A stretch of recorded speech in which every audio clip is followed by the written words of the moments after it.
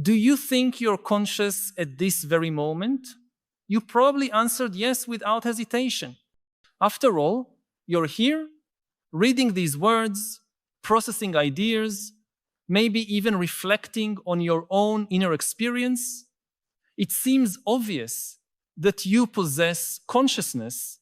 But what if I told you that this absolute certainty might be one of the greatest illusions our mind creates? What if the very experience of being conscious is vastly different from what we imagine? Yuval Harari, in his reflections on the nature of human consciousness, invites us to question one of our most fundamental beliefs about ourselves. And the answer may be deeply disturbing. Imagine for a moment that you're driving to work on the same route you've taken for years. Suddenly, you realize you've arrived at your destination without consciously remembering the last 15 minutes of the journey. You were on autopilot, as we say. But where was your consciousness during that time? Were you unconscious? Obviously not, because you reacted to traffic, stopped at red lights, made turns. So what exactly does it mean to be conscious? This everyday experience gives us a clue about something much deeper and more unsettling about the nature of our own mind. To understand the depth of this issue, we need to go back to the roots of how humans developed the notion of consciousness. For thousands of years, our philosophical and religious traditions built elaborate narratives about what it means to have a conscious mind. The ancient Greeks spoke of the rational soul. Hindus developed sophisticated concepts about different levels of awareness, and the Abrahamic traditions placed the conscious soul as what sets us apart from all other beings. These traditions, however different in detail, shared a fundamental premise: human consciousness is something special, unified, and clearly defined. You are either conscious or you are not. But here lies the first major misunderstanding Harari identifies. Consciousness is not a switch that is simply on or off. It is not a single coherent entity residing in a specific part of your brain like a tiny inner director watching the movie of your life. This image, which almost all of us intuitively carry, is fundamentally incorrect.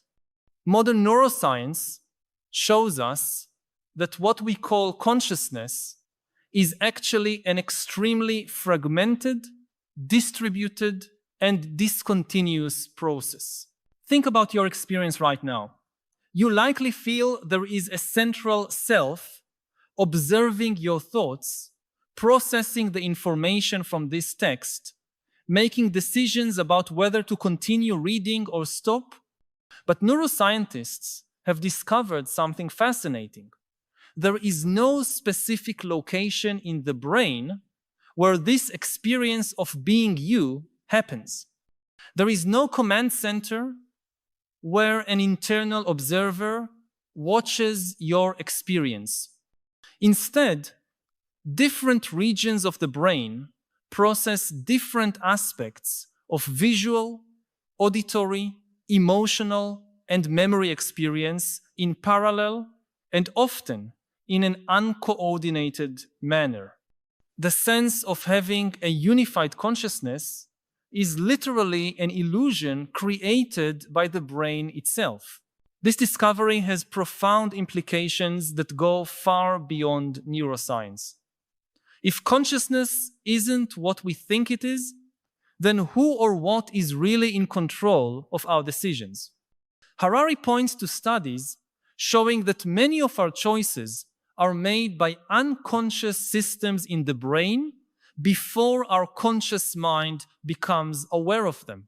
What we experience as deciding something consciously is often just our rational mind justifying decisions already made by automatic and unconscious processes. Consider a simple experiment you can observe yourself. Next time you're walking, pay attention to how you decide where to look. You don't consciously plan to move your eyes left or right, up or down. Your visual systems are constantly scanning the environment, processing information, and directing your attention without your conscious command. Yet you feel like you're choosing where to look. This is a miniature version of what happens with most of our mental processes. But if this is true, what happens to our notion of free will? If we are not the conscious authors of our decisions in the way we imagine, are we truly responsible for our actions? Harari does not suggest we should completely abandon the idea of individual responsibility, but he proposes we need a more sophisticated understanding of how our mind actually works. The problem isn't that we have no control, but that the type of control we have is very different from what our intuition tells us. The question becomes even more complex when we consider how modern technology is beginning to interact with these unconscious processes of the mind. The digital platforms we use daily are not trying to persuade our rational, conscious mind. They are designed to hack the automatic and unconscious systems that truly drive our behavior. When you feel an irresistible urge to check your phone or find yourself endlessly scrolling through a social network, these are not failures of your conscious willpower. They are evidence that external systems have gained direct access to the unconscious mechanisms that control your attention and behavior. This reality forces us to confront a disturbing question. If our consciousness is not the control center we imagine it to be, and if external systems can influence our unconscious processes, what does this mean for our autonomy as human beings? Harari argues that we are entering an era where understanding the real nature of consciousness is no longer just an abstract philosophical issue, but an urgent practical necessity for preserving our freedom. The artificial intelligence revolution adds another layer of complexity to this issue. As we develop machines that can simulate increasingly sophisticated aspects of human cognition, we are forced to confront fundamental questions about what makes consciousness special. If an AI can process language, recognize patterns, even demonstrate something that seems like creativity, what exactly distinguishes human consciousness?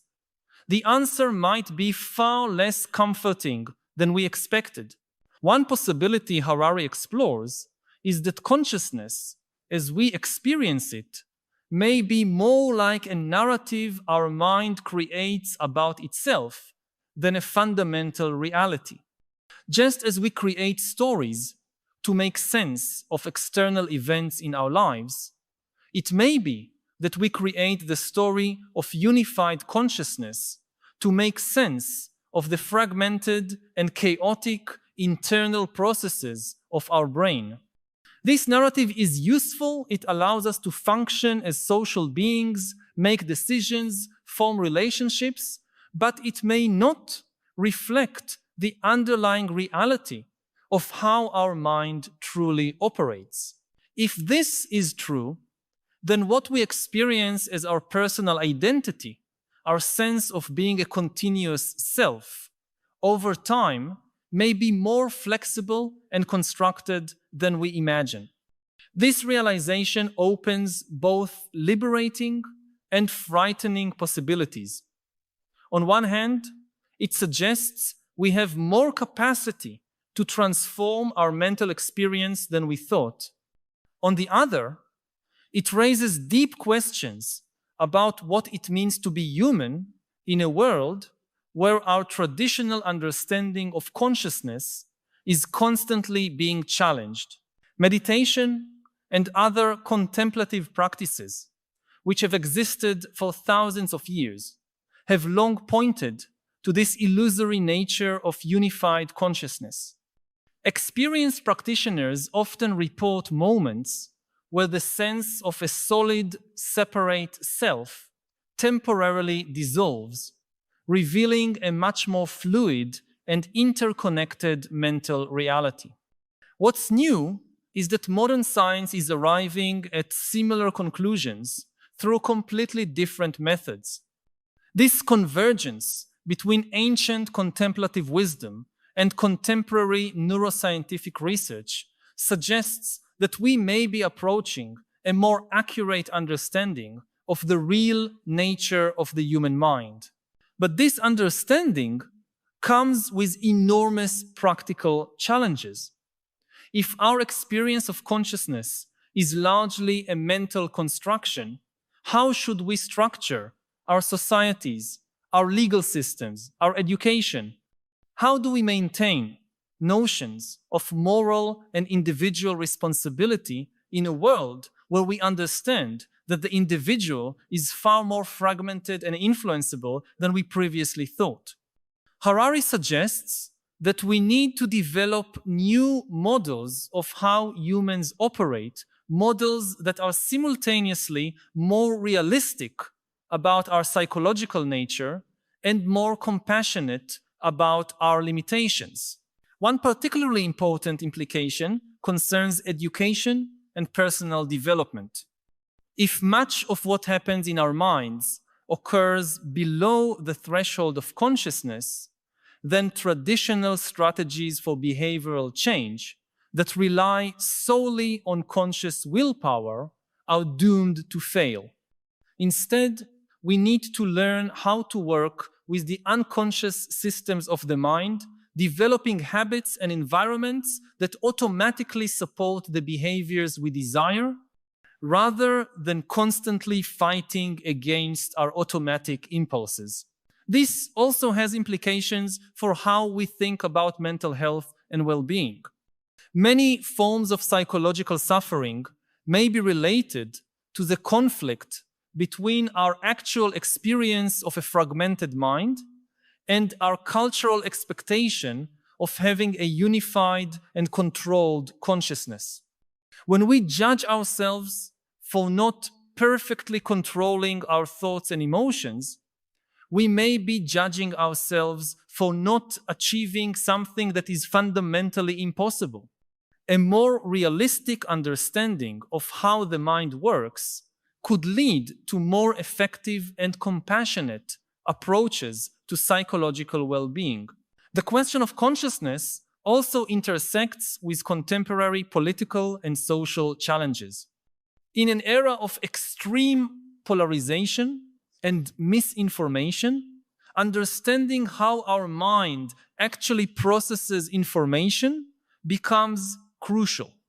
If our beliefs and opinions are primarily formed by unconscious and automatic processes, then strategies that rely solely on presenting rational facts to change minds are doomed to fail.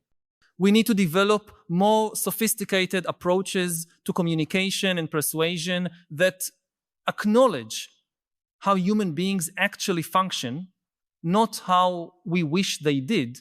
But perhaps the deepest implication of Harari's perspective on consciousness is existential.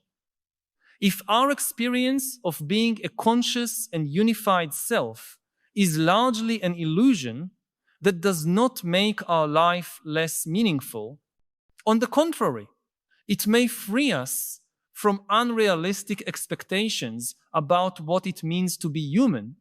Instead of struggling to maintain an impossible image of total control over our inner experience, we can learn to work with the reality of having a complex, fragmented, and often contradictory mind.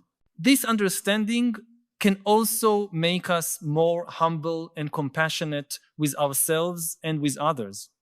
If we are all navigating with a consciousness that is far less clear and controlled than it seems, then we all deserve patience and understanding when we fail to live up to our ideals. Conscious perfection is not the normal human standard. It is a psychological impossibility. Perhaps most importantly, understanding the illusory nature of our unified consciousness does not have to lead to nihilism or despair. Instead, it can invite us to a more fluid and experimental way of being. If our identity is more constructed than fixed, this means we have more freedom to reinvent ourselves than we imagined. If our mental experience is more malleable than we thought, it opens possibilities for forms of being we haven't yet fully explored. Harari invites us to see this discovery about consciousness not as a loss, but as an opportunity. The opportunity to stop fighting against the true nature of our mind and start working with it. The opportunity to develop technologies, societies, and personal practices that are based on a more accurate understanding of how human beings actually work, and perhaps most importantly, the opportunity to find ways of living that are simultaneously more realistic and more compassionate. So, returning to the initial question, are you conscious? The answer may be that this is the wrong question. The right question might be, how can we live more wisely, knowing that our consciousness is far more complex, fragmented, and mysterious than we ever imagined? And how can we use this understanding to create lives and societies that honor both our real nature and our highest aspirations? I need to pause here to ask something that might be echoing in your mind at this moment. Have you ever felt that strange sensation of observing your own thoughts as if you were a spectator of your own mental experience? That sense that there is a you watching the processes of your mind? I know many of us experience this regularly, but we rarely stop to question what it really means. If this feeling resonates with you, share in the comments. I feel like I observe my own thoughts when your experience may be exactly what someone else needs to read to realize they are not alone in this fascinating confusion about our own mental nature. The journey to understand consciousness is just beginning, and each individual perspective adds a valuable piece to this complex puzzle.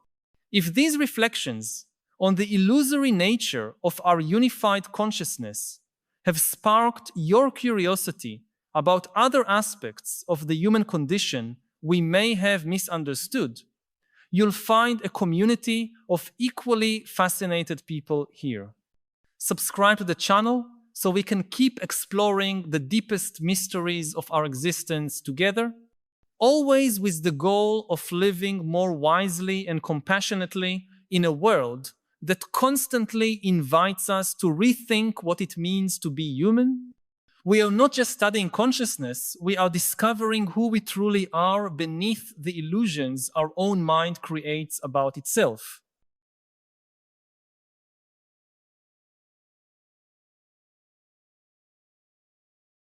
Yuval, your new book, Nexus, is about information.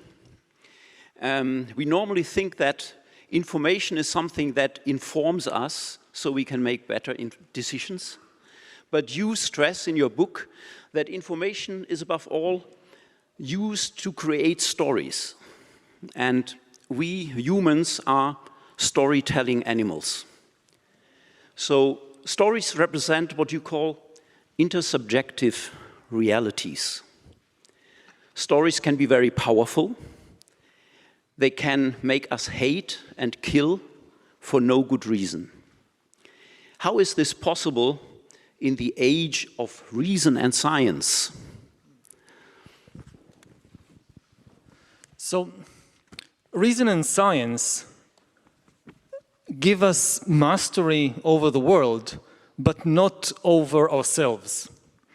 And in almost all cases in history, the people who know how to manage things get their orders from the people who know how to manage people. And the way you manage people is usually with stories. Maybe I give a concrete example so we understand what we talk about. If you take one of the biggest and most dangerous scientific enterprises of the 20th century, the Manhattan Project, the creation of the first atomic bomb. What do you need in order to create an atomic bomb? You need a critical mass of uranium or plutonium. You need enough uranium atoms bunched together, but you also need a critical mass of humans bunched together. If you're just one person, you're Einstein, or you're Heisenberg, or you're Oppenheimer, and you're the best physicist in the world. And you know that E equals mc squared, and you know everything about nuclear physics, but it's just you, a single person, you will never be able to produce a nuclear device. To produce a nuclear bomb, you need hundreds of thousands of people to cooperate. There are more than 100,000 people working directly on the Manhattan Project, not just the physicists and mathematicians, also the technicians and the engineers and the construction laborers and the people who made food for them and cleaned the toilets. And you need hundreds of thousands of people more to grow food for them and to mine the uranium. The uranium that was used for the bomb, part of it came from Congo. So you needed people in Congo to mine the uranium. How do you get hundreds of thousands of people to cooperate on such a project? If you just tell them E equals mc squared, it won't work. Even though it's true, it doesn't motivate people to do anything. So you need good storytellers. And this is the situation also today. I look at my region of the world, the Middle East. So the Israeli experts on nuclear energy and other weapons production, they know science, but they get their orders many times from experts in Jewish mythology. And on the other side of the border, again, you have engineers and scientists who get their orders from experts in other mythologies.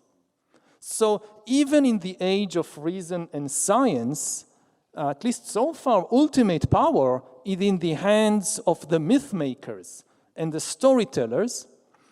The big change that is happening right now and that we will discuss in the coming minutes is that there is a new myth maker in town which isn't human. For the first time in history, there is something on the planet that can tell stories and even invent new stories and is not a human being, and that is AI.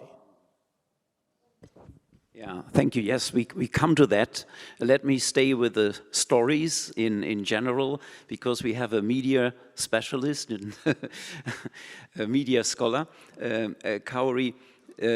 Media, of course, they play a central role in the circulation of information. How do you see their role in the storytelling business? Yes, thank you very much, Franz. My name is Kaori Hayashi. I'm a media and journalism scholar at University of Tokyo and also executive vice president at this university. And I'm so honored. Thank you very much for being here and talk with you, Yuval, and and in front of such a large audience. Thank you so much. It's an honor. And speaking about the media, I think media at the moment is very much challenged right now because of this digitization change that media are. So everybody can be, for example, journalists, and everybody can be, the networks are decentralized, and media create stories, but from every corner of the society, people create their own stories. And journalism, I think, has been, so I understood, has been a self-correcting tool in democracy. As this is I think the key word of your book is a self-correcting mechanism. And journalism has been served as a self-correcting tool, and the media also creates public discourse and shape understanding of the people, especially in the democracy. But we all have to understand that media is not neutral. Any media, every media works as framing as well as agenda setting. So we have to always think that bias is inevitable, even if professional journalism we praise is so good, and we have to think about that. And corporate media has been scrutinized so much because of this digitization, and in Japan too, media are often seen as favoring powerful interests and over marginalized voices. So, yeah, I think, so choosing what to report and how to report is never neutral. As when I was in New York, I saw the graffiti saying neutrality favors the oppressor. So I think that's kind of the narratives that recently prevailing in the world of journalism. So I think balancing storytelling with factual accuracy is very, very difficult, even in the world of journalism. And collaboration with experts and NGOs are, I think, in these days must at the time of the digitization, I think. Thank you. Coming back to you, Yuval, and to the digital transformation, how does the digital transformation change the storytelling game? The first change that we already saw, and it already changed the world completely, is in the role of editors. That, when you have a lot of information, the bottleneck becomes human attention. You have all these stories competing for attention. You cannot read everything, you cannot watch everything. So what do you give attention to? And this is the role of the editor. So traditionally, say the role of an editor of a newspaper is to decide what will be on the front page of tomorrow's newspaper. You have to take into account consideration of what is true. You don't want to publish a lie on your front page, but there are many truthful stories, and you can't put all of them, so there are other considerations. What is most important? And by putting something on the front page of the newspaper, you shape the conversation of millions of people. Millions of people read it, they think about it, they talk about it. Even if they don't agree with you, you have captured their attention. And capturing people's attention is the key to power.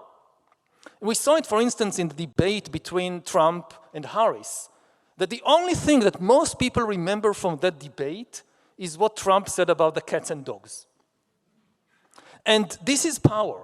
It doesn't matter if you agree or disagree, if it's a lie or a truth. The ability to he's a PR genius. In other areas, he may not be such a genius. But in PR, definitely, he knows how to capture people's attention.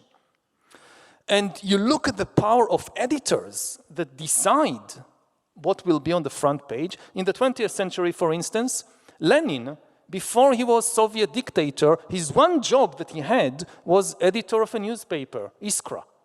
Mussolini started as a journalist, then he became editor of a newspaper, I think the Il Popolo d'Italia, then he became dictator. So this was like the level of promotion, journalist, editor, dictator. Now, who are the most important editors today in the world? What are their names?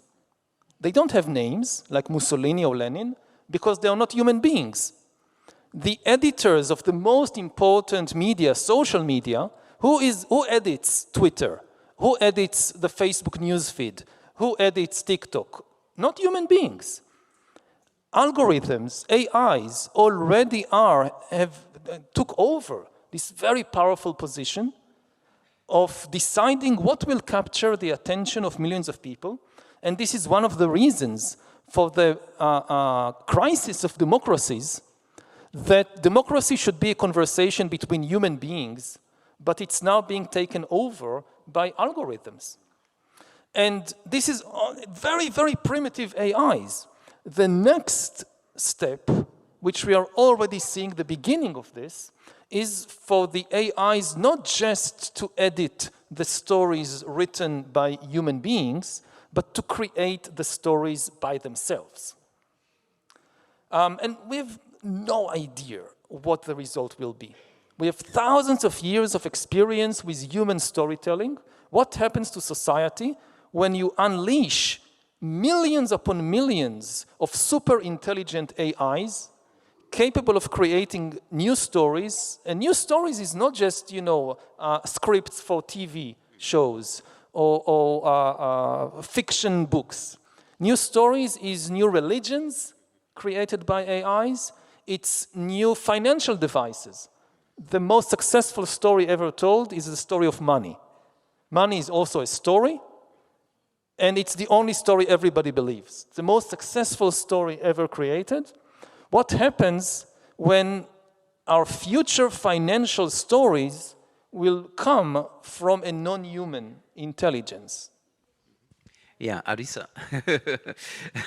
Arisa, you are an expert on AI governance, and I'm sure you have something to say. Yeah, thank you very much for a very exciting talk. So my name is Arisa. I am researching on the AI governance issues. So I am really interested in what you say and how you treat AI. So you're using AI as a subject in a way. So AI kind of controls, or AI may, have some kind of disruptive effect. But I would like to raise the question whether we can consider or, treat AI as, like a humanization of AI. So my opinion, this is my opinion, but I would like to, when I talk, I kind of tend to say that it's the human being who actually behind the artificial intelligence, for now, at least.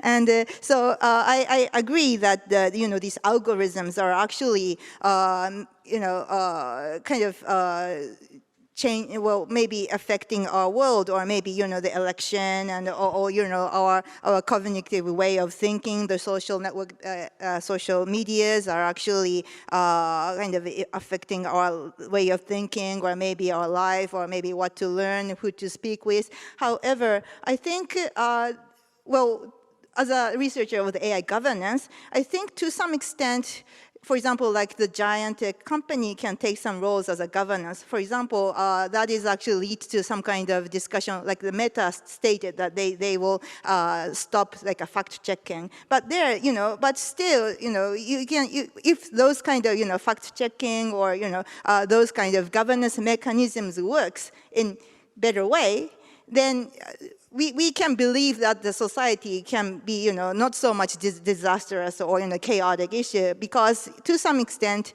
we can control, or at least we can say there's a human behind with the goodwill, or who wanted to take the responsibility of what their product or the services are spreading all over the world. So I was just wondering, so when you say when you humanize the AI, I also understand there is a discussion about like the agentic AI. So it's not like so what we see as an AI today is that like a ChatGPT or the Gemini, and we human beings actually create the tasks, and then we kind of do the prompt, and then let the task to do, and maybe some of the LLMs can go for the next action without our intervention. But for the agentic AI, this is the still vague concept, but it's more like AI automatically goes through the actions without intervention of the human being. So, or more like the AGI issue, the artificial more advanced, like a super AI. But I see still that is a little bit far from now. So I was just wondering, it might be a little confusing, or maybe it leads the people who hears when you talks about AI as a subject, might be a little bit, I don't know, maybe telling the frightening stories about, what AI can do, or, or maybe what kind of the society we were gonna be. So I was, wanted to, hear your intention of using the AI as a subject in present day. Well, when I refer to AI as a subject, I only refer to agency, not to consciousness or anything like that. I don't think that AIs have consciousness, that they have feelings. They are not subject in the ethical or philosophical sense. But they are subject in the sense of having, for the moment, limited agency, down the road, potentially unlimited agency. One way to approach it is by thinking about AI and bureaucracies. That, if you think about, say, the power of a lawyer, let's imagine the most capable lawyer in Japan. As the most capable lawyer in Japan, she is a very powerful person. She knows her way around the laws of the country. She can get things done. She can pass judgments in court. But what is her power? Her power exists only within a certain bureaucratic system of laws and government offices and so forth. If you take her and drop her in the middle of the jungle, she's powerless. Any elephant, any hyena is more powerful. But within the existing bureaucracy, she is much more powerful than all the elephants of the world put together. The same thing for AI. If you isolate AI, if you take ChatGPT and throw a smartphone with ChatGPT in the middle of the savannah, can't do anything. It has no agency in the animal sense. Okay, let's start digging in the earth and finding iron and build a robot. Can't do that. But within the existing bureaucracies, structures that humans have already created and imposed on the world, AI already has tremendous agency and power, much more than many humans, because AI is a native bureaucrat. No lawyer can remember all the laws of a country. AI can easily do that. No banker can follow all the things that are happening in the markets every moment. AI can do that. So in finance, in law, in the military, AI is getting a lot of agency. If we take a paradigmatic case from almost 10 years ago, the Rohingya massacre in Myanmar, which was to a large extent the result of propaganda spreading on social media, on Facebook, and propaganda which was deliberately spread by the Facebook algorithm with the aim of getting more engagement, causing people in Myanmar to spend more time on the platform, because this was the business model of the company. The crucial thing to understand is that no human being in Facebook headquarters had any ill will towards the Rohingya or any understanding of what was happening. They didn't even speak the language. It's not that some human being in California said, oh, I hate the Rohingya people, let's start spreading propaganda against them so that they will kill them and expel them. No, the human being told the algorithm something very simple and seemingly innocent. Increase user engagement in Myanmar. Make people more engaged, spend more time on our platform. Well, that sounds good, engagement. Then the algorithms by themselves experimented on millions of people in Myanmar and discovered by trial and error that if we show people hate-filled conspiracy theories, they become very engaged. They spend more time on the platform.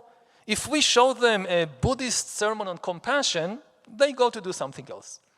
So the algorithms made a decision, let's show people More conspiracy theories, less sermons on compassion. Now, of course, it ultimately is the responsibility of human beings. You can come to the managers of Facebook and tell them, what have you done? Why have you released such a powerful engine without proper supervision, fact-checking, and so forth? So ultimate responsibility still is with the humans. But to understand what happened in Myanmar, and this was almost 10 years ago, 2016, 2017, we need to take into account the fact that there is a new agent that is able, you know, it couldn't work like that with radio. If you just distribute radio sets to people, the radio can't tell you what to listen to. Radio is not an editor. But Facebook platform is not like radio. It has the capacity to make decisions, oh, let's show people this content and not that content. So governance, I mean, the responsibility of people. So the only thing we can regulate at the moment is people. Can we make the people responsible or liable? I mean, liability is one instrument to sort of incentivize people to do good things, to avoid bad things. Is that an approach to governance? Would that be, I mean, to both of you? Arisa, you want to go first? You.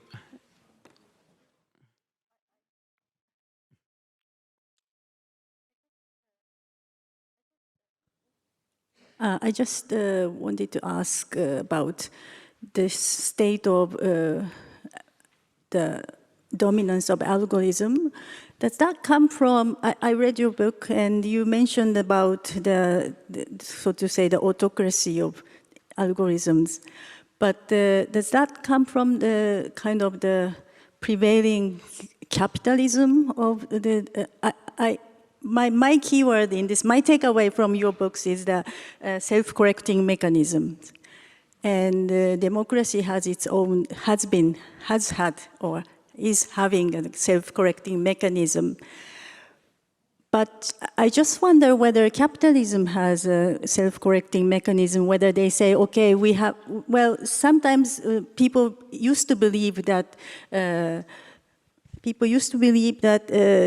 through the competitions,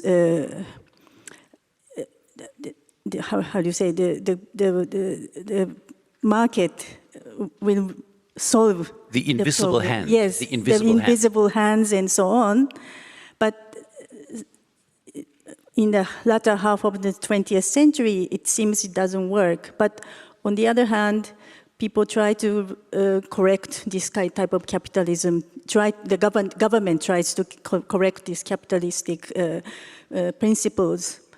How do you see the relationship between the capitalism and this algorithmic dominance? If we are to correct this type of dominance, can we approach this from the economic principles, or do you think that only the humans, somehow the governance can solve the problem? I mean, both are kind of overlapping, but I just wonder if you can... It relates to the liability question. Yes, I mean, I wouldn't rely just on market forces to correct it. I mean, capitalism does have its own self-correcting mechanisms through the market, and ultimately, when it works well, at the heart of capitalism, there is actually a very positive idea of a win-win economy and win-win situation. For most of history, people sometimes confuse capitalism with greed. But greed is just, part of human nature, and long before there was capitalism, there was greed, there was slavery, there was exploitation. These things didn't come out of capitalism. And we saw in the recent centuries that communists can be as greedy and exploitative as capitalists. So I wouldn't place all the blame on capitalism. When it works well, the key idea of capitalism is that the economic pie can grow so everybody can enjoy more at the same time. For most of history, the economic thinking, or correct me if I'm wrong, was that the economy is a pie of a limited size, If I have more, it means you have less. So it was bad to be rich. And the rich had to contribute and do charity to compensate for that. The key idea of capitalism was that if you invest the profits that you gain in increasing production, the entire economic pie can grow and everybody can have more at the same time. So this win-win thinking, which is now being challenged, for instance, by the Trump administration, the whole idea of tariffs, is going exactly against the key principle of this win-win capitalism. But of course, there are market failures. If you only give a company or an algorithm the goal of increasing production, which in social media means increasing engagement, produce more time spent on the platform, this will not regulate itself. And here we need intervention of government to regulate it. And the two most obvious regulations, first of all, companies should be liable for the actions of their algorithms. The companies constantly try to confuse people by saying this is against free speech. The government wants us to censor our users. And this is, I think, deliberate obfuscation, deliberate confusion. The issue is not what the users are doing. The issue is what the algorithms of the company are doing. If somebody publishes a hate-filled conspiracy theory, I write now some conspiracy theory and publish it on Facebook, at least my personal opinion is that except in very extreme circumstances, it should not be censored and the person should not be punished. The problem is not with the human being who published this hate-filled post. The problem is that the Facebook algorithm or the TikTok algorithm now takes this post and deliberately shows it to millions of other people because it assumes that it will increase engagement. This is the problem. The problem is the action of the algorithm, and this is not protected by free speech because algorithms don't have free speech. So you cannot protect the Facebook or the Twitter algorithm by saying, oh, but it has free speech. It doesn't. The other key regulation that I think every government should pass as quickly as possible is to ban fake people.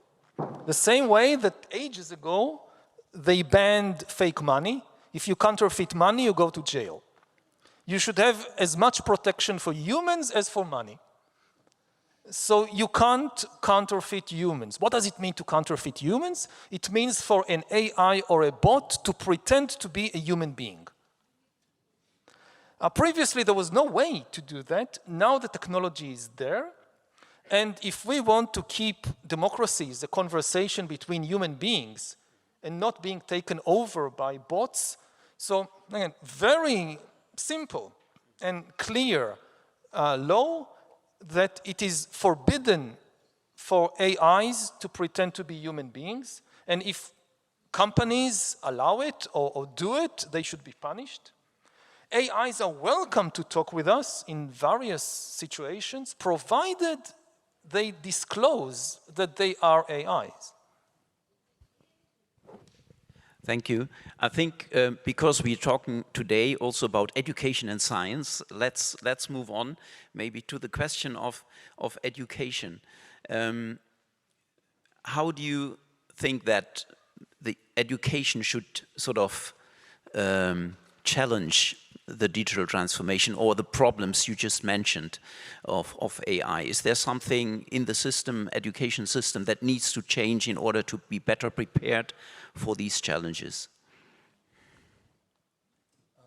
Somebody wants to know? We'll come to the Vice President of Todai later. I think one key principle is to understand that for the first time in history, we don't know how the world would look like in even 10 years. So our responsibility as educators, it's heavier, more difficult than any time before. Of course, you can never predict political events. You could never predict an epidemic or an earthquake. But a lot of other things you could predict. For most of history, the basic economic structure didn't change very quickly. The skills that people needed didn't change very quickly. So if we go back, say, 500 years or 1,000 years to Japan in the feudal era, people know what skills to teach the young generation. They need to know how to read and write, they need to know how to ride a horse, they need to know how to plant rice, they need to know how to bake. When we look to the future, we have no idea what skills will be needed. Even in 10 or 20 years, people say, okay, let's teach the young generation how to code. This is the age of AI, of computers. Everybody needs to code. Maybe in 10 years, AI does all the coding. You don't need human coders. So it's very difficult to know. And therefore, the most important thing that education should give young people is a flexible mind and the ability to keep changing and learning throughout their lives, because this is the one thing we are certain about, is that the pace of change will not slow down. It is likely to just accelerate. So the big question is, how do you how do you educate a mind to be so flexible that it can keep learning and changing, not just at age 20, but also 30 and 40 and 60 and 70, to stay in line with the huge changes in the world. The other thing is that so much of education is based on language and on the intellect, especially intellect in the form of language skills. And language, I also include mathematical language, it's not just words. And this was always, you know, kind of the human superpower, our command of language. And all our big institutions were based on language, whether it's banks or whether it's temples and religions, they are based on language. And now we have something on the planet that mastered language better than us. And we still haven't come to terms with it. Again, in the financial system, AI will very soon be far more capable than any human banker to read and write the language of finance. The same thing when I look at religions. So if I take Judaism as an example, Judaism is a religion that sanctifies texts, not humans. At the heart of the religion, there is a text which is supposed to be infallible, a superhuman intelligence. Now, the problem of Judaism for the last 2,000 years with the text is that the text was silent. People had many questions. How to interpret this difficult passage? How to relate this passage in the Bible to this real-life situation? And the text remained silent. So you needed experts in texts, the rabbis, who got their authority from the text and were kind of the mouth of the text. And over 2,000 years, they composed more and more and more texts about the text. Now, for the first time, you have something that can understand, you have a text that can talk back to you. No Jewish rabbi is able to read and remember all the texts of Judaism. There are too many texts. AI can. So in a competition, who understands Judaism better? A human rabbi or an AI? And AI is bound to win. What does a religion of the text do when suddenly it encounters a text that can talk back? If you have a question, you don't need the rabbi. You can just ask the text, and it talks to you. The same problem is in Christianity, in Islam, in Hinduism, in many religions. So this all relates to the question of education. In a world where we are no longer the masters of language, what is the most important thing in education? Just keep teaching language, it's a losing strategy. So we need to connect and to explore to the other aspects of the human being, which are not words, which are not language. If people ask, so what is still unique to humans that AI doesn't have, and we'll refer to it in the beginning, it's consciousness, it's feelings, it's the body.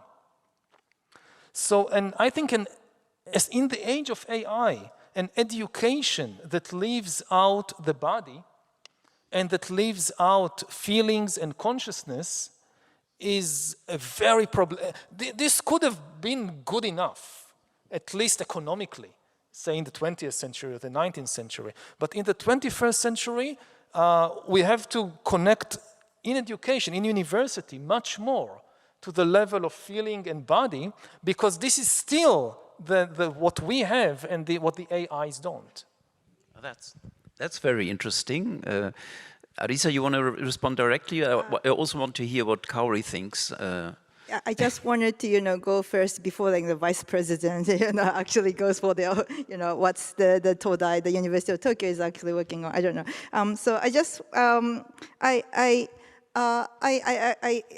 agree with, what you said about, it's, we can, what on the education, what we wanted to, what we can do for the next generation is to look into the other than text. But on the other hand, I myself is already still a bit tired to, catch up, So you said about, we need some kind of, flexible mind and to, to keep changing, but not everybody can, catch up to, or maybe, if you wanted to accept this, diverse viewpoints, it might be, worthwhile to talk about, maybe it's, not everybody can, catch up to all the technology, and maybe it may be becoming very tiring world, or maybe, very rapidly changing, very excited. But in your word, you say exciting is not, always the good term. So that is, the point. I think it's, we also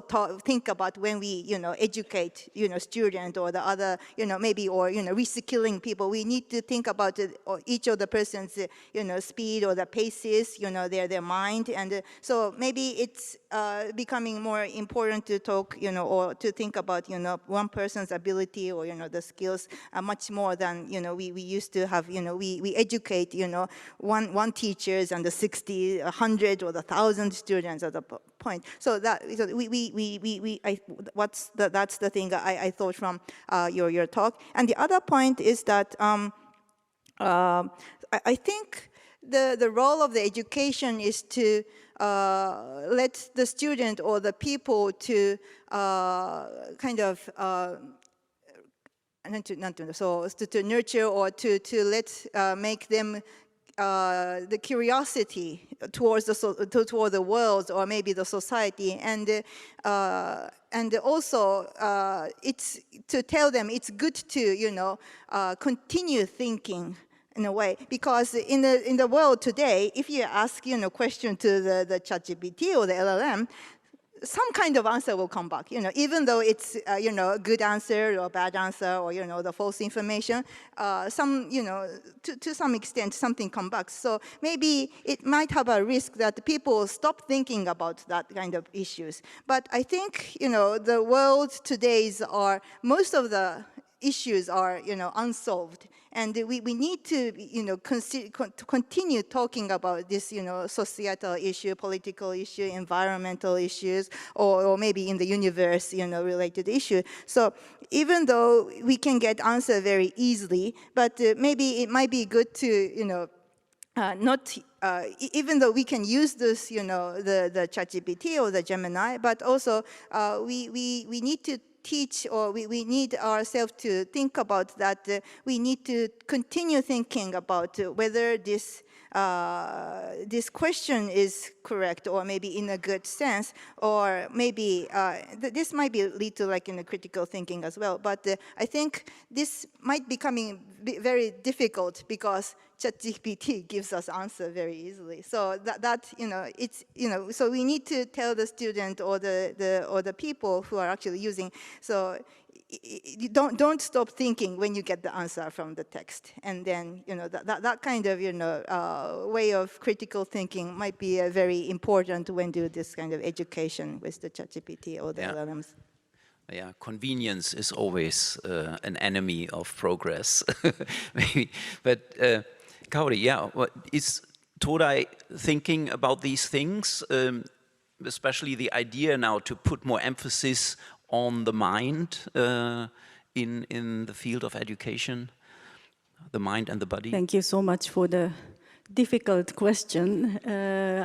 For you, the context in Japan, that University of Tokyo is one of the establishments in academia, and it's been really hard. We've been struggling to transform ourselves into a kind of new 21st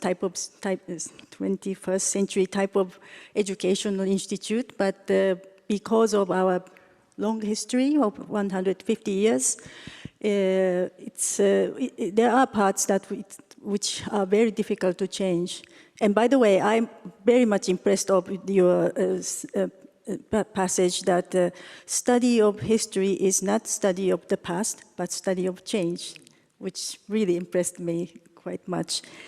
But yes, what the University of Tokyo is doing for that, I mean, we are making slow but steady steps. We've been emphasizing the interdisciplinarities of the, for example, we try to make students as well as researchers collaborate with each other, like AI scientists, ethicists, and education researchers together, and think about how to best use the technologies. Because exactly what we have been discussed, the AI is not only the AI itself, but it has to do with all the disciplines.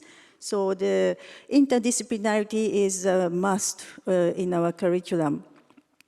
And also, we have also started a PhD program launched last year. This is called Boost NICE PhD program. And this is a training program for the next generation of AI researchers with interdisciplinary skills. And it focuses on collaboration across fields and creating social values, and offers research exchange meetings and also internships, and also workshops and entrepreneurship training, so that students have access to not only inside the university but outside of the university where things are taking place. I think academia is always something that we really cherish the achievements of academia and science, but nowadays we have to keep up with what's going on outside of the university, because the industry monopolizes the data and so on. So somehow the industry or the MAGA tech industries, they monopolize the database, and they are the ones who can do the data science. So we cannot ignore that. So we try to make our students look at what's going on outside of the university. And also, we have also created a forum among the professors, which was kind of a voluntary organized forum. And we discussed how AI can support teaching and research while maintaining academic integrity, because many researchers, including myself, are kind of, we have a fear that if we use AI in our research and also in teaching, but we kind of think that maybe we're cheating, we don't know the thin line between where the cheating starts if we use the AI. So we want to really discuss how others are using AI and try to confirm that these cases are okay, but these cases are not okay, and so on. Because it's so new, and we have this type of forum.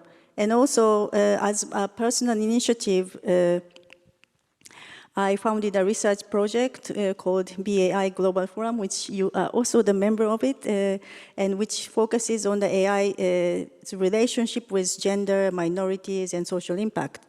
And this is kind of the project that I founded, and also my colleagues, and also Alisa is also one of them, and they are leading the relationship between social issues and AI inside university. The name BAI Global Forum means that behind AI, beyond AI, and before AI. So we try to study the history and the current, so to say, the fundamentals of what AI can, what AIs are in this world. So.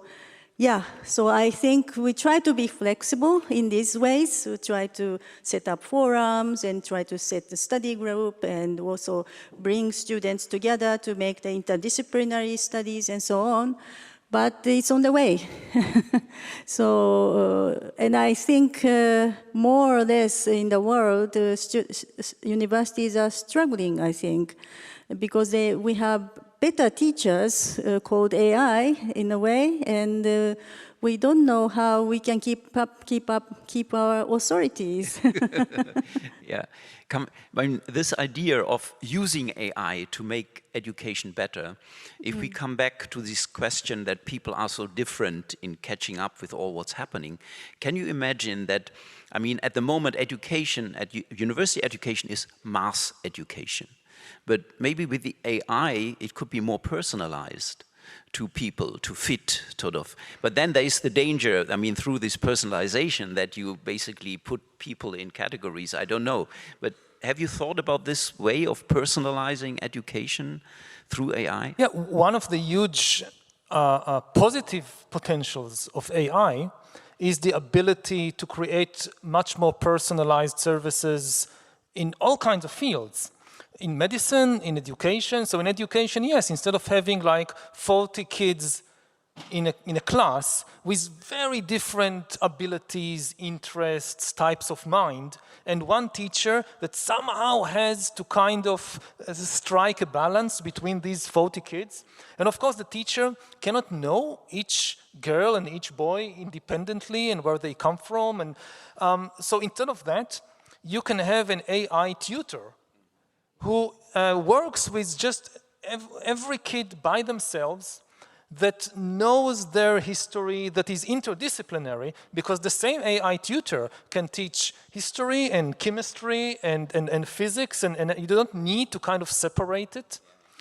And it can tailor the way he teaches specifically to the level of the pupil, to the way the pupil thinks. Some people have more of a visual mind, so the AI would use more of a visual teaching. Other people think more in words, so the AI would use more words. Like that, you can create a kind of personalized education. The potential downside is that both in school and also in university, a lot of the most important teaching happens during the breaks, when the pupils or students meet one another. And we saw it, for instance, during COVID, that it was somehow possible to recreate the experience of the classroom via Zoom.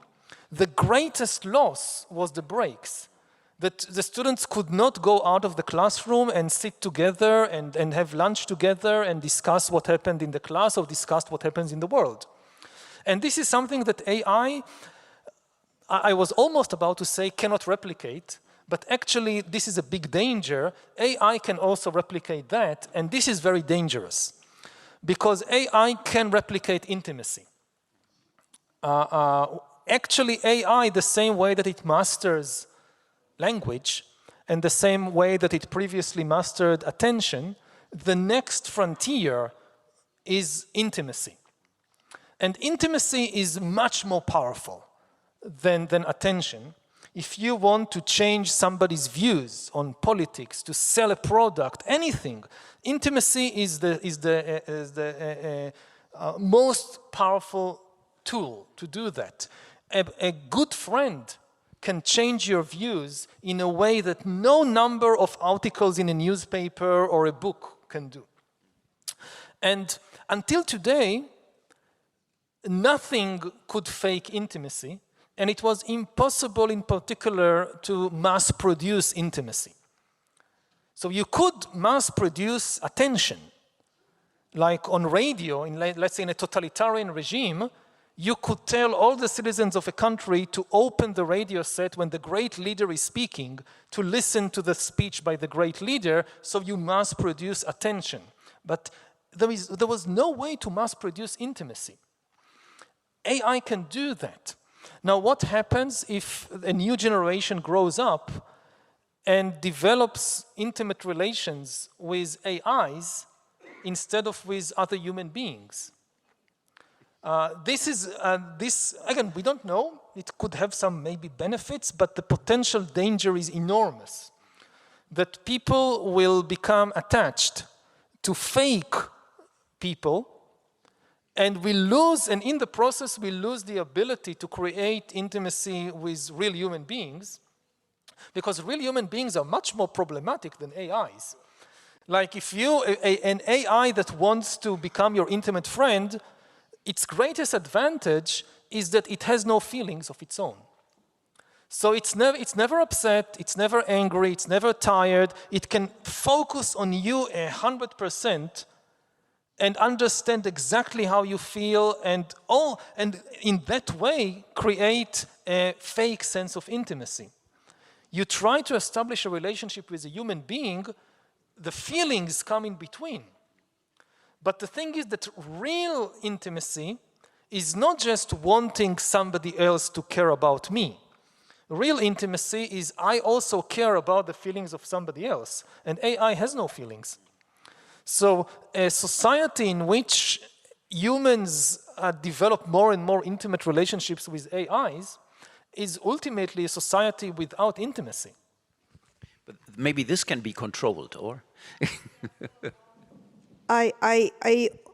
Actually, I wanted to, ask this, when, and, not in this line, but when I read your new book, so I also think, I am a social scientist, so I kind of share your concern about the intimacy or maybe the dependency towards this AI robot. But I also have the colleagues who works in the robots and maybe, more familiar with the sci-fi or the manga, and, there's a story about, human beings very intimate with the robots, or, friend with the robot. And many of the, not many, but some of the, robot scientists in maybe Japan or maybe Asia actually say that they wanted to make, the Atom Boy, Doraemon, and, all those, the friendly AIs, or the friend AI or family AI. So I was just wondering, so in your book, so you actually talked a lot about, the stories, the cases, and so how do you see, this kind of, or maybe, in the, there's a Baymax, in the English speaking, this, movies, the kids movie, and there will be, a lot of other kids movie that, the robots or the AI is not the enemy, but there will be a friend. So there might be, the way of thinking that we might become a friend with AI, or the alien intelligence in your book words. So I am still, in the middle of, in the friend AI, robot AI, or maybe the enemy AI, or maybe to become more cautious about, this kind of new, relationships. But so when you are, citing lots and lots of, stories or or maybe other, or to say, like the Bibles or the cases, how do you, or did you some kind of think of maybe not avoiding, but not mentioning about, you mentioned a little about like a science fiction, but not so much about the manga or other those or the novels about human-machine interaction or human-machine relationships. So I was just curious, how do you see this kind of visions of humans, machines, are living together, or some of the Japanese people say like a co-evolve in the society. So there might be one vision, with the machines and the human live happily ever after. Ideally, yes. I mean, again, I'm not against AIs or machines. They can bring enormous benefits. We talked about education. There is also in healthcare. They can help us deal with climate change. If you think about car accidents, if we have self-driving vehicles, it will probably save 1 million people every year. About 1.2, 1.3 million people die every year from car accidents. Most of them are caused by human error, like somebody drinking alcohol and driving. If we finally have self-driving vehicles, they will probably do some accidents, but far less. So saving 1 million people every year, that's wonderful. And also, I'm in favor of, having friendly robots, or humans being on friendly terms and not being terrified and afraid. The problem is, when it comes to building intimacy and friendships, that we have a proper understanding of what it means. And as I just said, it's easy for people to imagine that friendship is when somebody cares about me, about my feelings, about my needs, that somebody sees me. People go through life constantly wanting others to see me, to care about me. I want my parents, my teachers, my friends to care about me. But this is not real intimacy. Real relationship must be two ways. Otherwise I become an extremely self-centered and egoistic person that just wants the entire world to be in tune with what I feel without caring about others. Now, to develop real relationship, you need the entity on the other side to have feelings and not just fake it. So you can have relationships with humans, with animals, with dogs, with cats.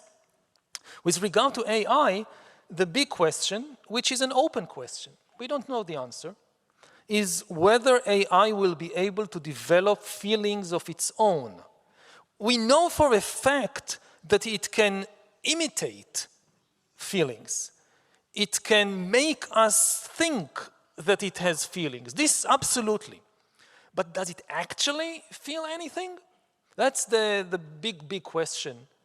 And this is the question about intelligence versus consciousness. That intelligence is the ability to solve problems and attain goals. Consciousness is the ability to feel things. We know that AI is highly intelligent. It can solve problems, it can reach goals. Like in certain areas, like playing chess, AI is much better than the best humans. But does it feel anything when it wins the game? If it loses, is it sad? As far as we know, no, it doesn't feel anything. Will it be able in the future to do so? We don't know, because we don't understand human consciousness. We don't understand how we have feelings. How come when billions of neurons in the brain exchange electrochemical signals, this manifests as a feeling of love or pain? We still don't have a scientific theory of that. And that's why we don't know if it's possible to do the same thing on the basis of a silicon brain and not a carbon brain. So that's an open question. Yeah, I think this kind of discussion would have been very different in Germany, where people are so much more critical about maybe new technology, including AI. So since we are in Japan, maybe all three of you as sort of roundup of this roundtable discussion, what do you think that, well, we talked about regulation, yeah. Japan, normally when we talk about AI, we talk about the US, then China, and maybe Europe, regulating. Is there anything that Japan, who has also lots technology, yeah, very strong in technology, something Japan could add to sort of make AI better for society, or the digital transformation better for society, the role Japan could play in the international arena. I don't know who wants to go first. Arisa, you've been always involved in this, so maybe you start and then we get response. Thank you. So I think I can talk two things about the AI regulation and the Japan's role. So one is that one, for the international collaboration or the thing, I think the Japanese government and also the other industry government organization is actually working a lot to promote this G7 AI Hiroshima process, and so it's not the hard law regulatory framework, but it's more like asking the big tech company to self-regulate, so to create when they create this highly advanced AI technology. And I think Japan could make this role because we are not, very, having this, very highly advanced technology like like the U.S. has. But we are also, not like the China, the Europe, but we have a good, to some extent, the distance from, all those countries. So we can, the Japanese people or the Japanese government are kind of to play the role of becoming kind of the mediator or the interpreter. So I think because the society or the world of this AI race is accelerating, many people are more insisting, to investment of the artificial intelligence. We need to have more power, or we need to look into the national, their own, the AI development. But I think, when consider, when for example, like United States say, like, we need to collaborate, or, the Europe say we need to have some collaboration. Maybe they might have, or maybe even China says it might have the conflict. But I think Japan is in a very good position for ask for the collaboration, and I think that lets, this kind of promoting the Hiroshima AI process. So I think the Japanese role is to have a good collaboration. So we share the same values like the democracy, the rule of law, and the human rights with the United States or the Europe. But we also share, the Asian culture with this, the China and other Southeast Asian countries. So we can talk both same stories, or we share the same values, so that we can bridge those kind of this kind of chaotic situation of the AI race. And that is, I think, what we, the Japanese, can play as the coordinator of this AI regulatory framework.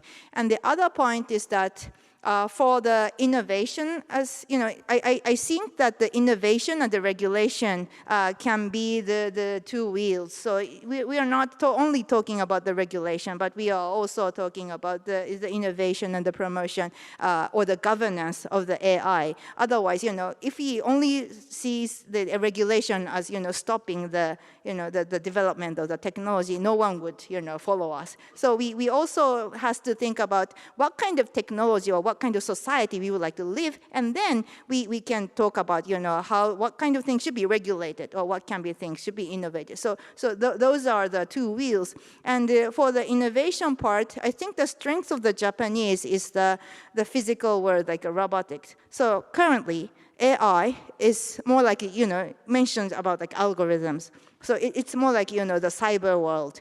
But we are living in this physical world, and the Japan has the very, strong, or the traditionally very strong on this physical safety of the robots. I was very surprised to, see when I go to abroad, many people, like the taxi driver says Toyota is good, Honda is good. So those kind of trust is already there, and there's a lots of the robot machines, or there's the disaster prevention robot machines. So there I think with integrated with the AI and the robots, I think that's the maybe the places where the Japan can kind of contribute to the world of how we can make the good connection or the linkage with this AI data and the physical world, the robot.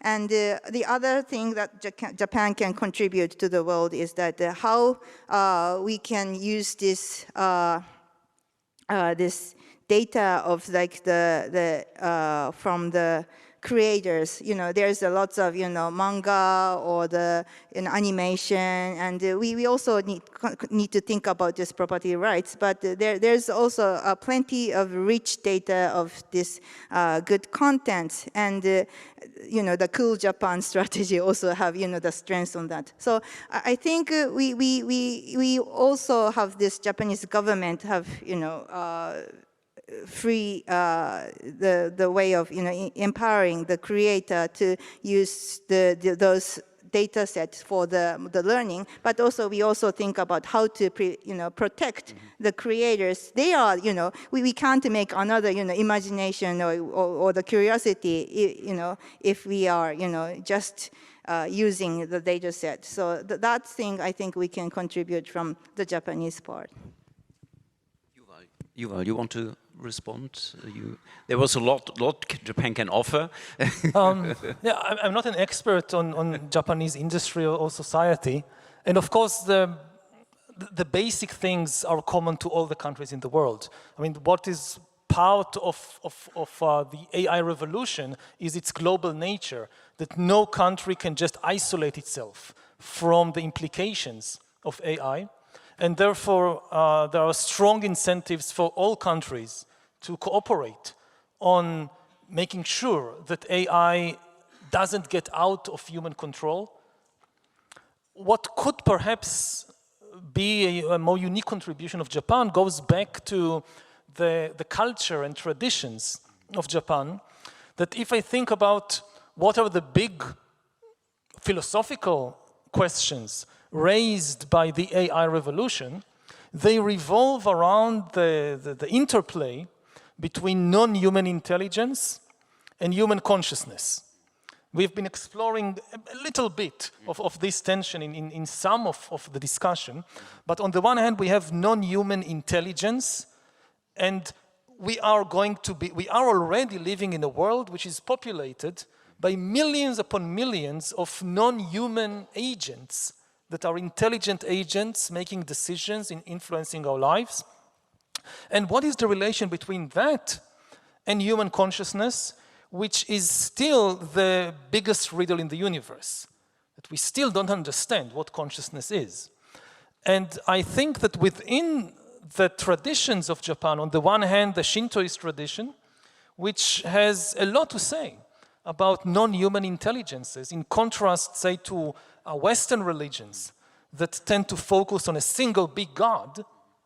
So in Japan, you have traditions of centuries of seeing the world as populated by a very large number of non-human intelligences. And what kind of relationship develops between human beings and these powerful non-human intelligences that surround them? This is a key question of our present era. And secondly, the big question of human consciousness. So again, we have the Buddhist traditions that have invested centuries in exploring exactly that. What is mind? And I think part of the beauty of this is a very difficult moment in human history, but in a way it's also a very beautiful moment, because many questions that for thousands of years have been abstract philosophical questions that most people just ignored. What do we care about that? They become practical questions. And we don't have another 1,000 years to answer questions about what is consciousness, what is free will, what should be our relationship to a non-human intelligence. We need answers in 5 years, in 10 years. So, in a way, this is the best time in history to be a philosopher or to be a spiritual seeker, Because suddenly it's not just something that interests you, but it has no relevance to the rest of the world. These are the most practical questions in the world. Yeah, that's interesting to see maybe differences between Western and Asian philosophy in approaching these questions. Yeah. So, Kauri, you want to have a final word on this? And then I would like to pick some questions from our audience. Yeah. Thank you very much. So what Japan can contribute to the AI age? Apart from Arisa said about very institutional and also geopolitical comments, I think, well, this is my very hopeful answer maybe, but Japan is now or a very aging society. 1/3 of the population is more older than 65 years old, and I will be one of them in a few years. And I think it's about, you said that algorithm and care, and algorithm cannot really care for others, and just like you said about Rohingya, and like, you talk about robot looking after people and so on, maybe, yes, but it's not actually a caring. Care for me is really some human activities, and also with feelings, with consciousness, and the genuine sense of empathy, and also empathy for others, and sincerity, kindness, and more than that, the trust in others. And Japanese society, as you may know, it's quite a safe and a very stable society. We do have trust with each other. Maybe because that the globalization is not that advanced yet in this society, but nevertheless, we are globalizing, and also, but nevertheless, we feel that we are very secure in this society, stable, and so on. So I think these kind of sincerity, trust, and caring, empathy, that these human characteristics is really important, and I hope that Japan can serve from this aspect something that not only, as you say, that algorithm is only to serve intellect, but we can really seriously delve into how, for example, caring or how empathy plays part in society, and give feedback to what's going on in the world, that we do need human aspect of society in terms of caring and empathy. That's, I hope, is Japan can serve in the world. I just wanted to, add what you said. Sorry, I just be quick. So, as a social scientist, I totally agree what you said. So, what the robots or the AI can do is to support the caregiver, not to support the people or to, to make the care. And I think that is somehow misunderstood some way. So, use care for AI or, use care robots, So I think that's the very important part. And that's where we need the interdisciplinary collaboration with, social scientists, robotists. Okay, yeah, thank you. Now, we have a little time left. We received a lot of questions from people who registered. No? There was on the registration form a space for posting a question, and I picked a few. Thanks a lot for posting these questions, and sorry that we only have really time for maybe one or two. Some of them are really very concrete. And so the first one is somebody who is worried about a friend who started to believe in conspiracy theories on social media. And what could one do? Should one encourage the friend to fact-checking, or is there anything one can do with such a friend? I think empathy is the key here, because a lot of people, they go for conspiracy theory because they lose trust in the world. And they feel lonely and alienated from the world. To start arguing with them with all kinds of facts, it can only drive them even deeper into this sense that nobody cares about me, nobody understands me. If it is a friend, if it's the situation is an intimate situation, the most important thing is to make that person feel that they are cared for and not, again, go into this argumentative clash with them. Thank you. We have a similar concern from a high school student. So I feel that my friends often post similar content on social media, chasing likes, and in the process they lose their individuality. How can young people protect their sense of self in this environment? I think not just young people, but everybody needs to have an information diet, the same way that so many people have this, food diet. They are very concerned about what they feed their body, which is important. They should be equally concerned about what they feed their mind. And, some amount of junk food is okay, but if you constantly feed your body junk food, you'll become unhealthy. The same thing with the mind. If your mind goes on a diet of junk information, you will have an unhealthy mind. And it's individual. I don't believe in a one-size-fits-all diet, either for food or for information.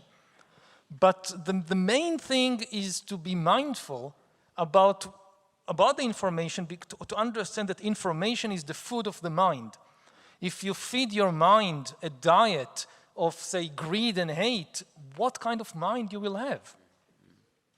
So we are back to the question of education as well, yeah, and of course of caring for each other.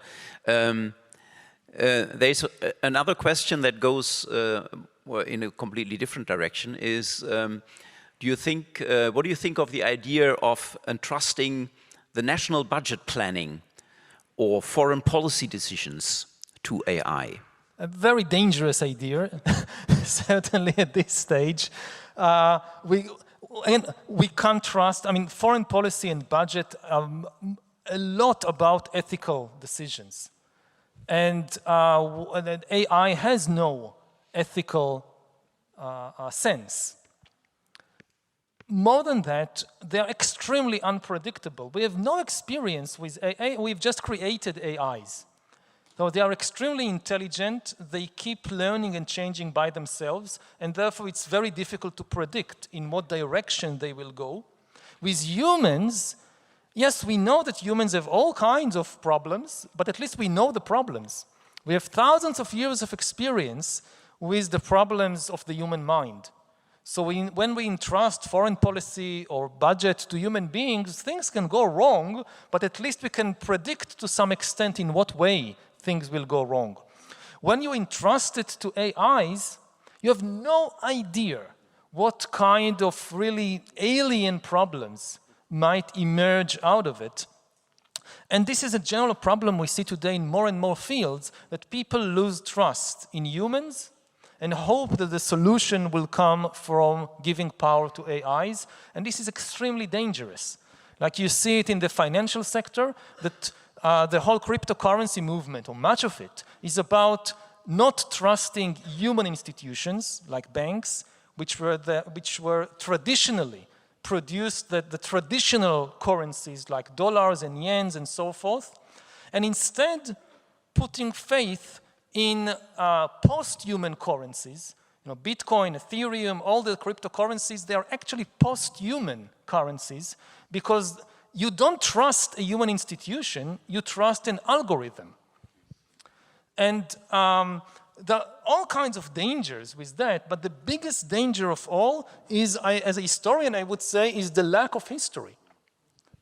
Like, we simply have no experience with that. It's a bit like, aliens coming from outer space, and people say, these aliens, they are highly intelligent, they can solve cancer, they can solve climate change. Would we entrust the future of humanity to these aliens? Obviously not. We would realize, this is a very huge gamble. We don't know anything about them. AI is in a way like these aliens. Of course, people would say, but we design the AIs. We don't design the aliens coming from outer space. We design the AIs. We'll design them in a way that will be safe. But this is a misunderstanding of what AI means. If you design something and you can predict everything it will do, by definition, it's not AI. The very definition of AI is this is something that can learn and change by itself and therefore change in very unpredictable ways. Thank you so much. So I think we could go on for hours. There are lots of more questions. Thank you so much and for all these inspiring insights. And I think you deserve a big applause. So please.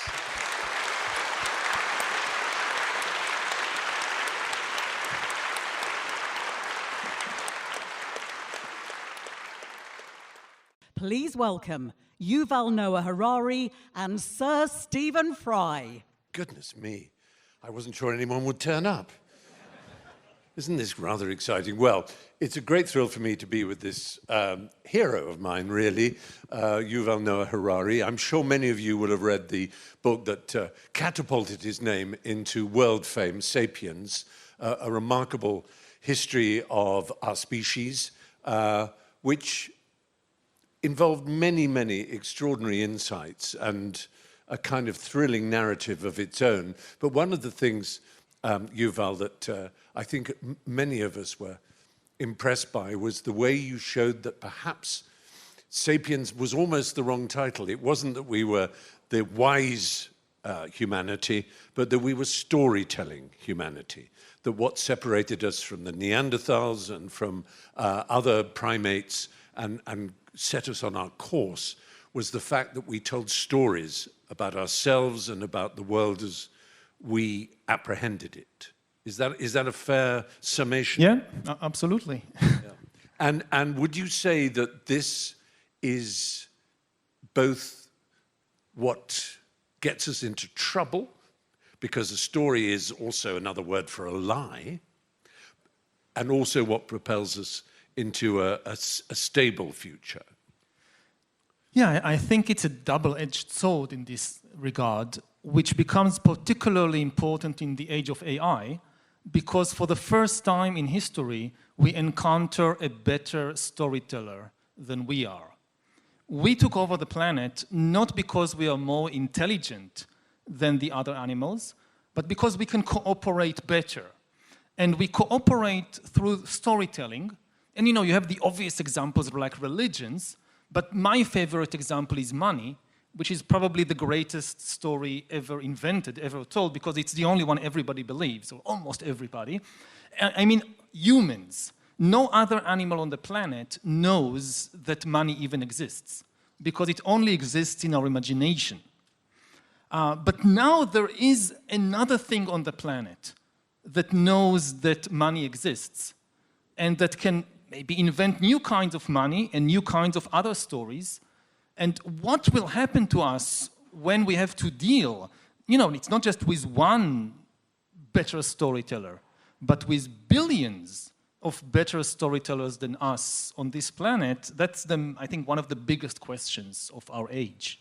Yes, and you're talking, of course, about AI, and it's recently come to light that one of the large language model corporations, Anthropic, has revealed that its latest instance of Claude was, in a closed test, was seen to blackmail some people in order to achieve a goal. And when we think about AI, we either get very dismissive of it. It's merely a parrot repeating probable instances of human communication, a stochastic parrot, as Emily Bender, the computational linguist, famously called it. It's every time it gives you a sentence, no matter how intelligent it appears, it is merely following a probabilistic route. The question is it not the same with us? Yeah, exactly. When I look at the way sentences are formed in my own mind, like now when I'm talking with you, I don't know how the sentence will end. Yeah. I start saying something, and the words just keep bubbling up in the mind. And as a public speaker, it's something terrifying, because I don't know if I will be able to complete the sentence. I'm not sure what will be the next word. That's right. You're talking and you're trying to make sense, and suddenly you've come up with lettuce. Oh, where did that happen? You know, it's an unrolling carpet. Syntagmatic, I think, is the technical word for it. And the amazing thing with AI, you can now ask the AI to show you exactly how it thinks. You can actually watch how the logic unfolds in the AI in a way which is very difficult for us to do with our own minds, but we can now do, I mean, the AIs don't have minds, at least as far as we know, but we can see how the sentences, the stories are being formed in their, whatever we call it. If we ask them to, but the fact is I've spoken to people like Jeffrey Hinton and people who are called the godfather of AI, and they would say that the most disturbing fact about these current models is that nobody knows what's going on under the hood. They don't actually know how it's doing what it's doing. If we could know everything that's going on there and predict it, it wouldn't be AI. That's the point. I mean, exactly. if you have something that you can predict how it will behave, what decisions it will make, what ideas it will invent, by definition, this is not AI. This is just an automatic machine. The way to make that clearer, perhaps, is to recognize that AI now can beat, just on your phone, any chess player in the world. And you obviously can't predict the moves it's going to make, because if you could predict the moves it was going to make, you would beat it, or it would be a stalemate every time. And you expand that to the whole of AI. You don't know what it's going to say or do, which is why it's a useful tool. If it could only match what we did, it would be not a tool. It would be like saying that a digger, a JCB, could only dig as much as a human with a spade. The point is we have these machines to outmatch what we can do, yeah? I think that's the main point. Both the main premise of AI is to be better than us. It's decision-making in many fields, that it would be able to invent things that we cannot think about, but that is also the main threat. Yeah. That we cannot predict how it will behave, and we cannot control it in advance. No matter how much we try to make it safe, to align it with our aims, with our goals, I think it really goes to the heart of what AI is. Yes. That usually we think about AI as an acronym for artificial intelligence. But it's no longer artificial. Yeah. If you think about what an artifact is something that we create and we control. Yep. With each passing day, AI is becoming less and less artificial, which is why I prefer to think about AI as an acronym for alien intelligence. Yeah. It is, even the word, in a way, a true intelligence is never an artifact. Because an artifact is something that you create and control, whereas intelligence is characterized by the ability to create new things. Yeah. You used a verb there very quickly, but it's worth expanding on it, and that was align. And for those of us who are concerned, shall we say, about how AI is going, one of the main problems is what is known as the alignment problem. There's a simple way of looking at it, which is an old philosophical thought experiment called the genie. So if you imagine a genie who gives you a wish, and you love life and you're an empathetic person, so you say to the genie, can you really bring any wish true? And they say, yes. You say, in that case, could you end all suffering? And instantly, all life on the planet is extinguished. Because to the genie, they look at the world, and all suffering comes in form of life. All forms of life suffer. Smallest animals and us. That's the only place where suffering exists. Stones, as far as the genie is concerned, don't suffer. Maybe trees do, it's not sure, but if it gets rid of all life, it has solved our problem, and it bows and says, there you are, master.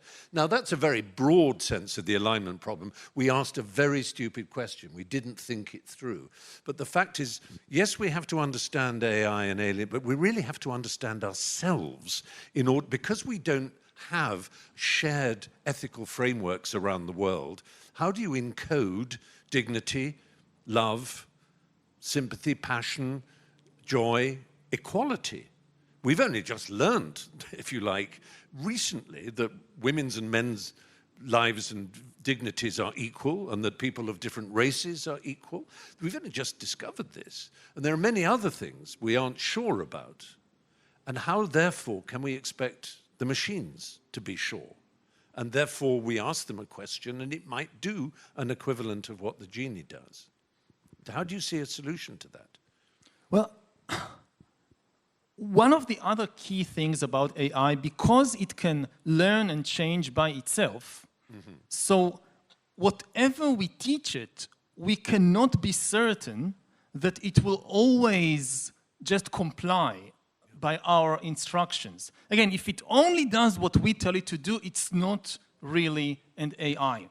So when we think about the alignment problem, or how to educate AI to be benevolent and not harmful, it's a very problematic and imperfect analogy, but I think it's still useful to think about AI as a child, as the child of humanity. And what we know about educating children is that they never do what you tell them to do. They do what they see you do.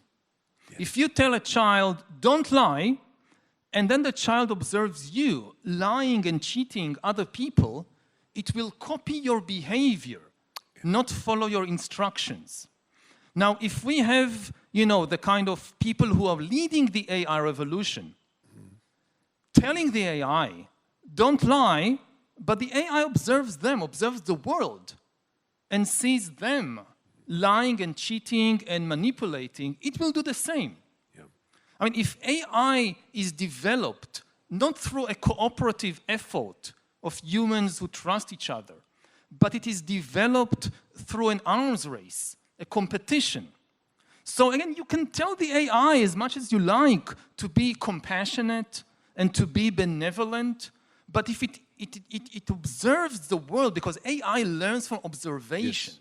Yeah. If it observes the world, or it observes how humans behave towards each other, it observes how its own creators behave. And if they are ruthless, power-hungry competitors, it will also be ruthless and power-hungry. You cannot create a compassionate and trustworthy AI through an arms race. It just won't happen. Well, yes, Yuval, you've said this. If you had said this in 1980 during what was known as the AI winter, we'd say, yes, we must plan and make sure this isn't happening. But it's already happening. There is an arms race. The very people who are spending the billions and billions are the same people, for example, Mark Zuckerberg and Meta, who gave us the disaster of Facebook and social media and what it has done to the polity of the world and to the poverty of the world, to essentially, in this country, as we know, the rivers are polluted and contaminated. You wouldn't swim in any river in Britain because there's raw sewage being poured into it. Well, our children are breathing a cultural river, which is similarly polluted and contaminated. And we all know this, and Facebook knows this, and Twitter and X know this, but they do nothing about it. And if you even mention guardrails and regulation, they scream communism. And Trump has just announced that he will ban individual states in America from regulating AI. There is an arms race. So everything you said is happening. So how can we come together to stop AI in the hands of corporate greed and national greed in this arms race, whether it's China against America or it's one company against another? It's going in the wrong direction. Yeah, it's moving very fast, partly because there is also enormous positive potential, of course, you know, in everything from healthcare to tackling the climate emergency. Yes. So we have to acknowledge there is also this enormous positive potential. The question is not how to stop the development of AI, it's how to make sure that it is used for good. And here, I think that the main problem is simply an issue of priority, of what comes first. Humanity now faces two major challenges. On the one hand, we have the challenge of developing a super intelligent AI. On the other hand, we have the challenge of how to rebuild trust between humans, because trust all over the world, both between countries and also within countries, is collapsing. Nobody is absolutely certain why it's happening, but everybody is able to observe it. I mean, maybe the last thing that, let's say, Republicans and Democrats in the US can agree on is that trust is collapsing. Yes. It's that they don't trust each other. They don't agree on any fact except that they don't trust each other. So this is the worst possible time for us to come together. We no longer believe in global institutions like the United Nations, the WHO. Even in national institutions. Yes. I mean, one of the explanations for the collapse of trust is that over thousands of years, I mean, humans have been amazing in building, despite all the conflicts and tensions and so forth. You know, 100,000 years ago, humans lived in tiny bands of hunter-gatherers and could not trust anybody outside their band of 50 or 100 individuals. Now we have nations of hundreds of millions of people. We have a global trade network, a global scientific network with billions of people. So we are obviously quite good at building trust. Yeah. But over thousands of years, we have built trust through human communication. And now, within almost every relationship, there is a machine, an algorithm, an AI in between. And we see a collapse of trust in humans, whereas there is a rise of trust in algorithms and AIs. Again, I mentioned money as the greatest story ever told. So you see that people are losing trust in human-made money, like euros and dollars and pounds, but they shift the trust from fiat to cryptocurrencies and to an algorithm-based money. So we have these two problems of the developing AI and rebuilding trust between humans. And the question is which one we solve first, which is the priority. Now, unfortunately, you hear some of the smartest people in the world, they say, first we solve the AI problem, and then with the help of AI, we'll solve the trust problem. And I think this is a very bad idea. If we develop AI through an arms race between humans who can't trust each other, there is absolutely no reason to expect that we'll be able to trust the AIs. I mean, the big paradox is that when you talk with people like Mark Zuckerberg, like Elon Musk, they often say openly that they are also afraid of the dangerous potential of AI.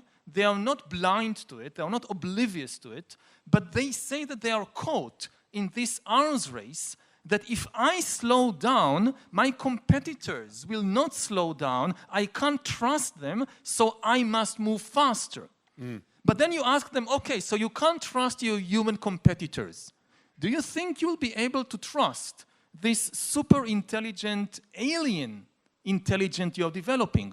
And the same people who just told you they can't trust other humans tell you, oh, but I think we'll be able to trust the alien AIs, which is almost insane.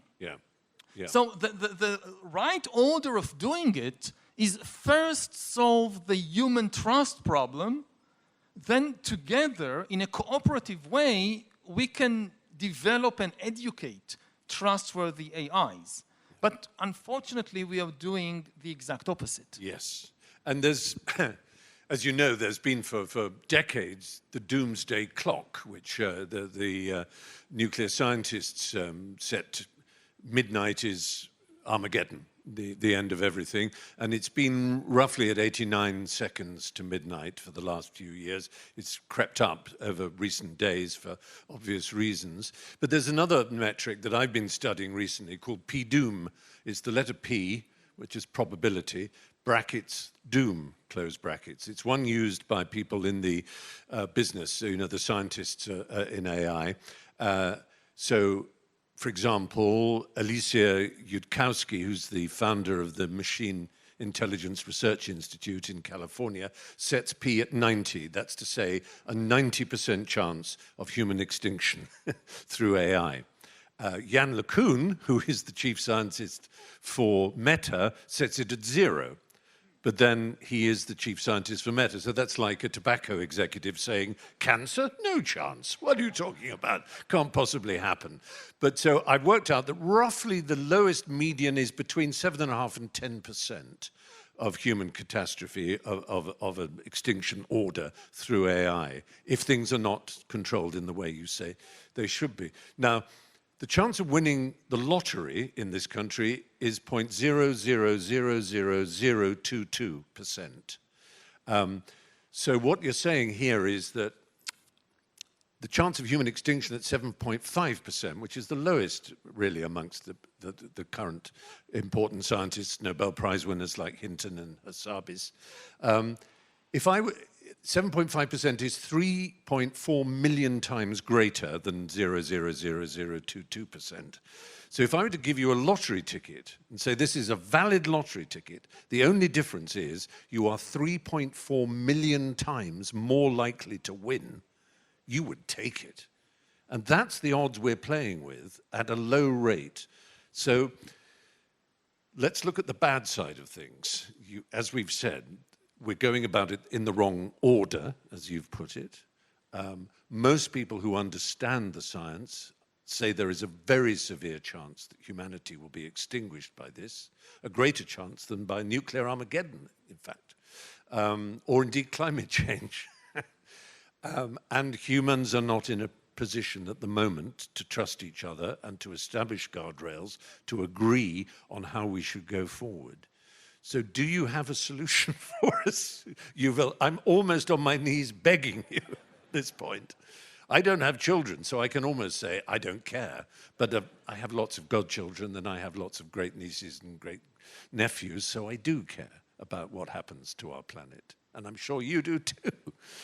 Again, I think that it's very dangerous to think too much about, you know, kind of doomsday and extinction scenarios. They cause people to despair. We do have what it takes to manage this revolution because we are creating it. You know, this is not the dinosaurs being extinguished by an asteroid coming from outer space that they have no way of even understanding, let alone controlling. This is a process which, at least for now, is under human control. In 5 years, in 10 years, we will have millions and even billions of AI agents taking more and more decisions, inventing more and more ideas. It will be a hybrid society. So it will become more difficult. But we need to start with the realization that this is a completely human-made danger. We have everything we need in order to manage it. The main missing ingredient is trust between human beings. And again, over tens of thousands of years, we have demonstrated that we are capable of building trust, even on a global level. Yes. So it's not beyond our capabilities. And it then goes back, you know, to the old questions of politics and ethics, of how do you build trust between human beings. And we need to think also about more kind of concrete and immediate questions. One of the biggest questions we will be facing in the next few years is how to deal with these new AI agents. Yes. Do we consider them as persons? More and more people are entering relationships, personal relationships with AIs. more and more corporations and armies are giving AIs control, agency over important decisions. This is not, some kind of philosophical question. No, It's a real. completely, should AIs have the ability to open a bank account and manage a bank account? Yeah. That's a very practical question. We are very close to the point when you can tell an AI, go out there, make money, your goal is to make $1 billion. Yeah. In computer science, very often the difficult question is, how do you define the goal? Yeah. And one of the things about money, it's a very easy goal to define. Yeah. Now, an AI can make money in many ways. It can hire its services to people to write their essays or books or whatever, many things it can do. It can earn money. It can then invest this money in the stock exchange.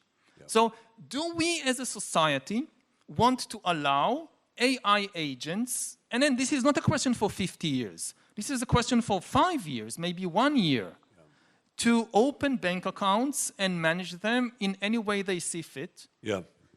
In the US, basically, the legal system, they never thought about it, but I'm not sure about the situation in the UK, but in the US, there is an open legal path for AIs to be recognized as persons with rights. Yes, Pete Singer has written about this and others. Yeah. According to US law, corporations are persons and they have rights like freedom of speech. Yes. Now, so in the US, you can incorporate an AI. Previously, when you incorporated a corporation like Google or General Motors or whatever, this was a fiction. Yeah. Because all the decisions of Google were made by human beings. Yes. So, okay, legally, Google is a person with rights, but every decision of Google needs a human executive, accountant, engineer, lawyer to make the decision.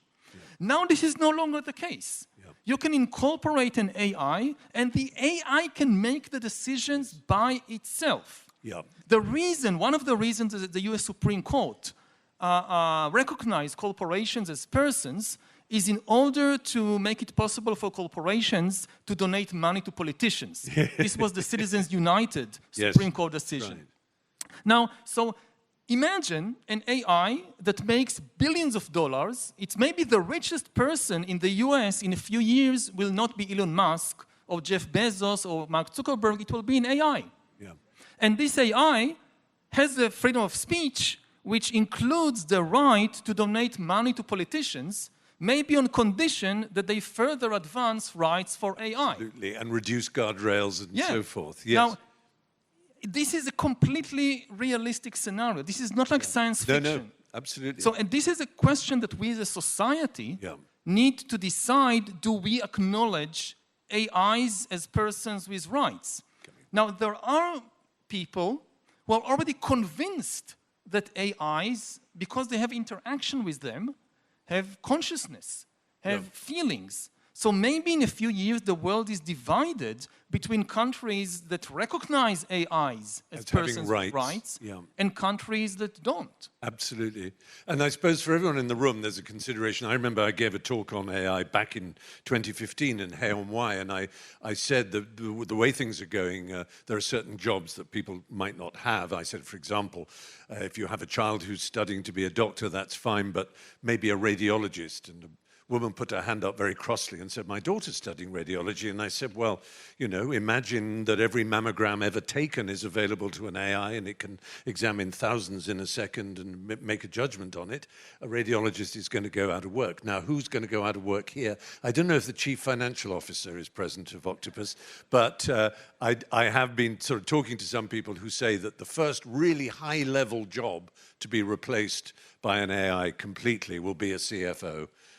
They can be so well, everything they do. It's already happened. It's news editors. Oh, really? One of the most important jobs in the 20th century, even before, was news editors. Yeah. The editors of the newspapers, of the television, they were extremely powerful people who control the public conversation. Yeah. But I think what I would just end by saying to everybody is maybe don't concentrate on how efficient you are. on how brilliantly you complete a task, because that's what AI can do, especially the agentic AI that Yuval's been talking about. Concentrate on what a wonderful human being you are, how kind you are, how courteous, how considerate, how you improve the life of those around you, which is very often the opposite of what efficient people do.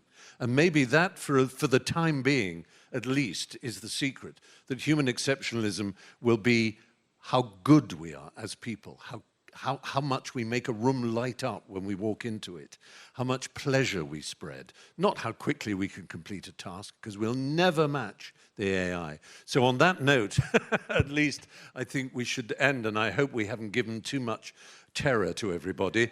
I will always say that the thing about this technology is it's simultaneously thrilling and chilling.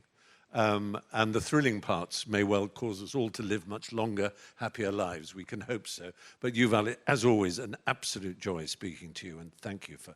Thank you so much. Thank you. Thank you, everybody.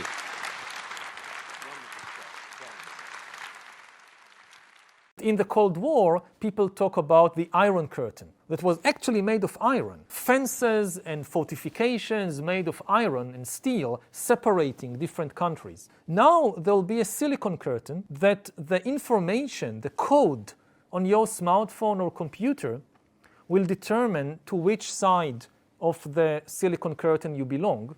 And if this happens, then all chance of human cooperation on anything, climate change, AI, is doomed, because humans will not be able to understand and to communicate with each other. And we need to keep the world relatively open.